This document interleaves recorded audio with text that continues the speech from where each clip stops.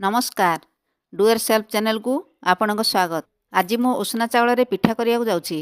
प्रथमे किछि हळदी पत्र को गछरु तोली नउची। सेही हळदी पत्र रे आज मु पिठा करबी। पत्र गुडी तो धूली ही जाइची, ताकू पानी रे पकाई धोई दूची।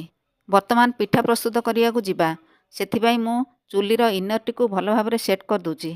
एही काठ चुली रे इनरटी भल भाबरे सेट ही जाइची। एथर निया लगै दूची। चुली वर्तमान भल भाबरे जळिलाणी। एथर पिठा आरंभ करिबा। सेथिपाई मु गोटे प्रेसर कुकर नहीं। प्रथमे पिठा पाई आवश्यक अनुसार गुड़ पकाई गरम कर दूची।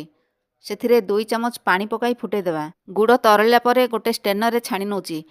मु पिठा पाई आगुरु उषना चावल को बतुरेई थिली, ताकू बहलिया करी बाटी रखिची। एबे सेही बटारे किछि नडिया क्षीर पकाई दूची। स्वाद अनुसार लूण देवा।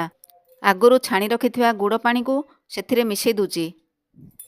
गोटे स्पून बेकिंग पाउडर आउ गोटे स्पून पान मधुरी पकाई भल भाबरे घांटी मिसई देवा।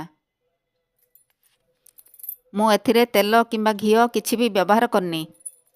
एतिकी सामग्री रे ही पिठार स्वाद बहुत बढ़िया आसी थाए। आगुरु धोई रखिथिबा हळदी पत्र को मु प्रेसर कुकर भितर सेट कर दूची।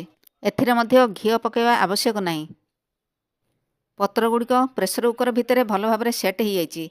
एथर सेही मिश्रण को सेथिरे पकाई दूची। प्रथमे मु फुल जाल रे किछि समय पई बसई दूची। तापरे मीडियम जाल रे प्राय 20 मिनिट बसई देले हेबो। वर्तमान प्राय 30 मिनिट हो साराणी। एथर पिठा भल भाबरे सिझी जाइथिबो। घोड़ंडी को मु काढ़ी दूची। देखिबा किपरि हेइची। बढ़िया बास्ना आसिलाणी। हळदी पत्र रे हेइथिबारु एहार बास्ना आ स्वाद 2 गुण बढ़ी जाय थाए। एहाकू करिया अति सहज आउ कम सामग्री रे होई थाए। ब्रेकफास्ट रे खाइबा को एई पिठा बहुत मजा लागे। सेथिबाई मु घरे समय समय करथाए। धन्यवाद।